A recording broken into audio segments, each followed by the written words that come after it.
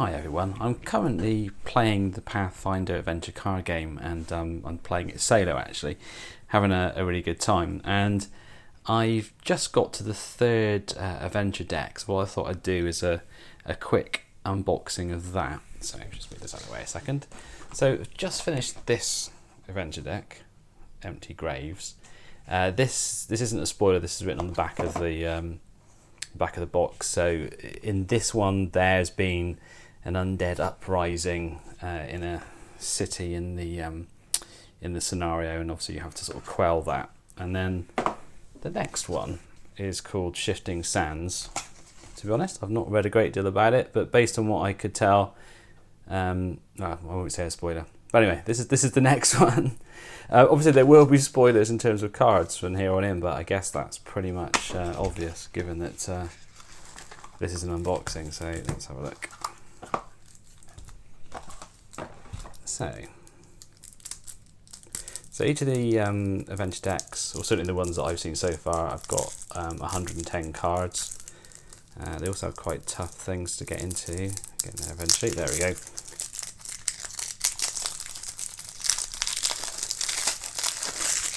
If you're at all familiar with this, you'll recognise, well, that's clearly a monster anyway.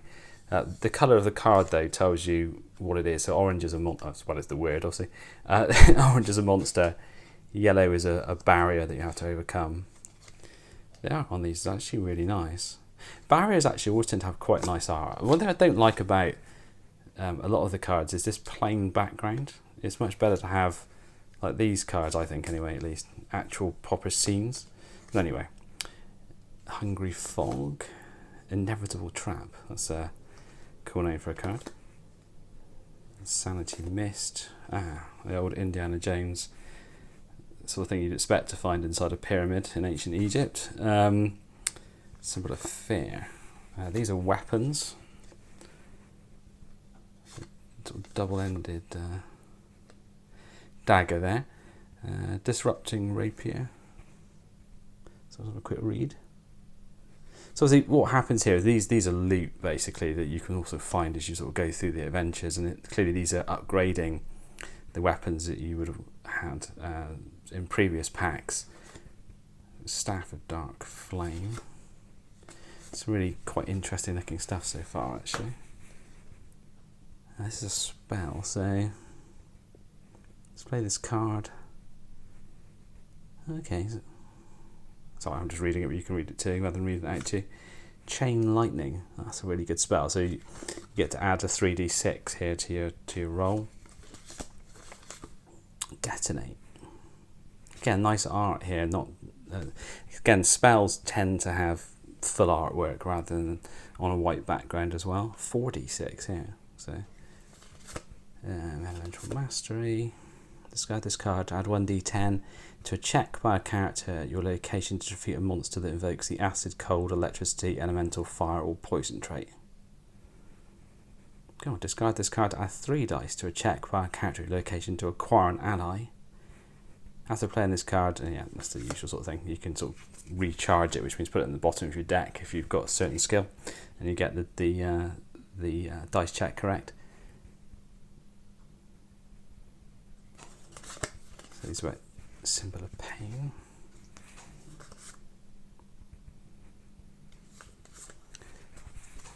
So you've got armour. And to be honest, I don't find armour especially useful.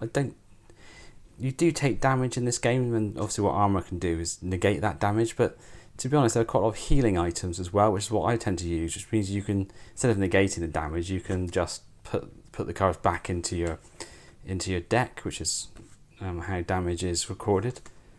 Bird feather tokens.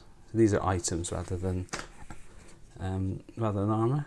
Recharge this card to reroll 1 die on a check bite. That's really useful actually, being able to reroll dies. On your turn you may get this card to a character at another location. That character recharges it. That's interesting. Oh, and you can also give that character a weapon, an armour, or an item.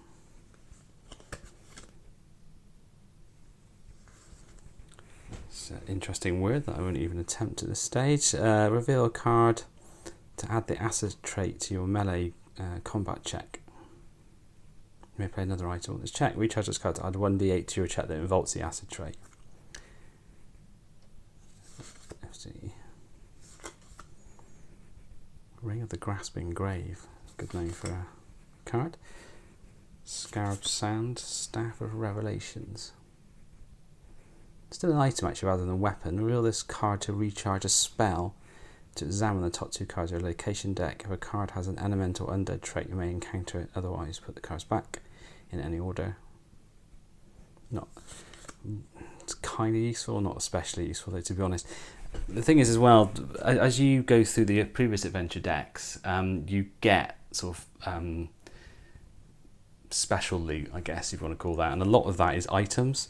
And my characters I'm playing 3 characters solo, don't have that many item slots, so I've already got them filled up with really powerful sort of treasure items.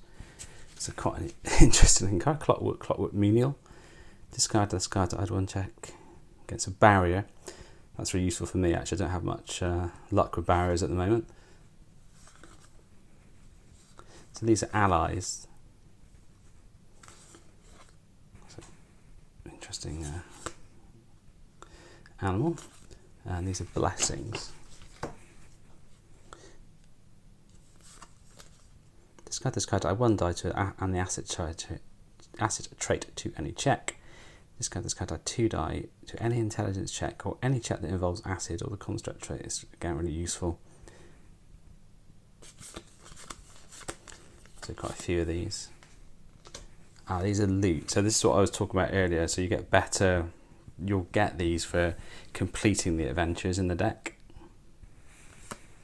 Don't tend to read these until I've actually got them.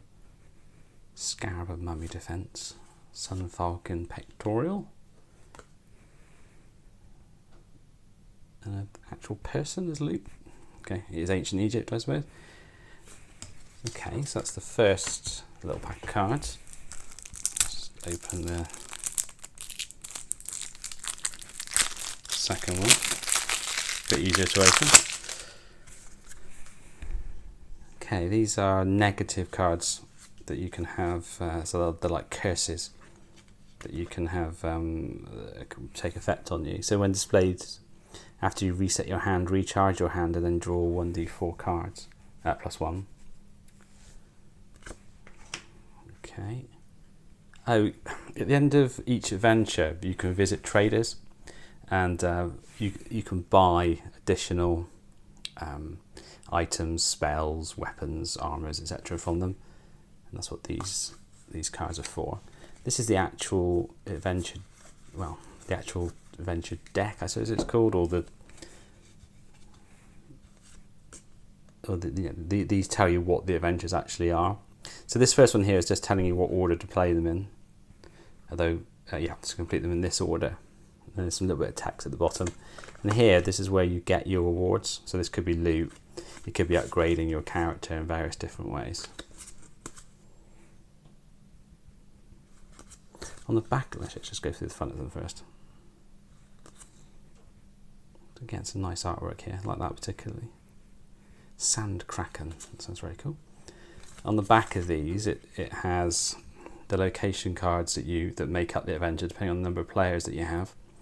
And also just a little bit of blurb about each adventure and what happens and why you're doing what you're doing. This or Mummy's Mask in general has a sort of mystery at the heart of it. You're trying to find out what's happening. It was mentioned on there actually. There's the Forgotten Pharaoh is a character who seems to be driving everything that's happened. You don't know who that is, and you're just trying to find out who that is. So these are the actual some locations. So these are where the adventures take place. Again, on each of the back of these cards, it tells you what these locations are, and what's special about them, I guess.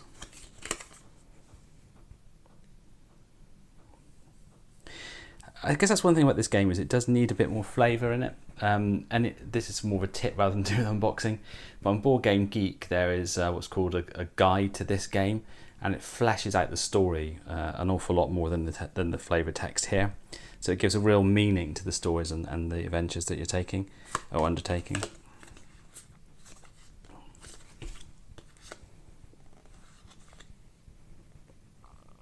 Again, so it must be that sounds like a monster, doesn't it?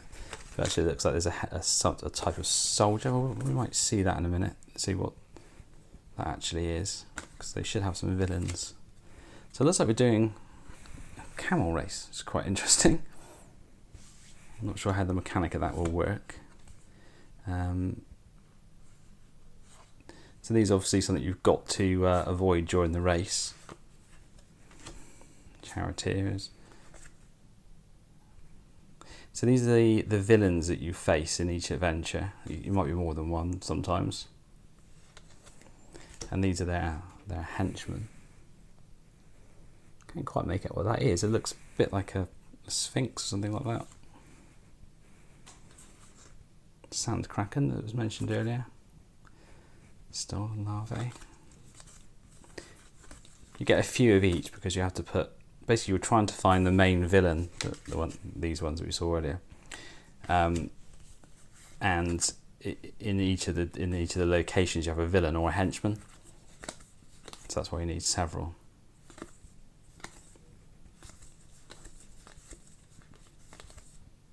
It's an interesting looking monster there. So it is a sort of insectoid, if that's a word,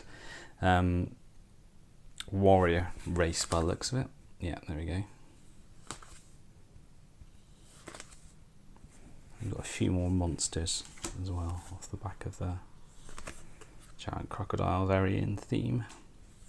Lots of undead in this game. Sphinxes, mummies, zombies, ghouls, all sorts of things. Skull Ripper, lovely. Okay, yeah, so I said a quick unboxing. One day I will actually do a solo review of the whole game. It is a very good game, really good for playing solo actually. If you do play it solo, I suggest you play more than one character. I'm playing 3.